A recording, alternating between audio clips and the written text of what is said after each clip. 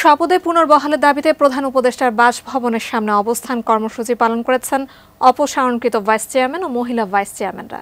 রোববার দুপুরে প্রধান উপদেষ্টার সরকারি বাসভবন যমুনার সামনে এই অবস্থান কর্মসূচি পালন করেছেন তারা। অবস্থানের এক পর্যায়ে সড়ক অবরোধ করে বিক্ষোভ করেন তারা। অপসারণকৃত ভাইস চেয়ারম্যান ও মহিলা ভাইস চেয়ারম্যানরা দাবি করেন তারা নির্দলীয় প্রতীকে ও সুষ্ঠু ভোটের মাধ্যমে নির্বাচিত ছিলেন। তাদের অপসারণের ফলে স্থানীয় সমাজসেবা বিঘ্নিত হচ্ছে এমন মন্তব্য করেন তারা।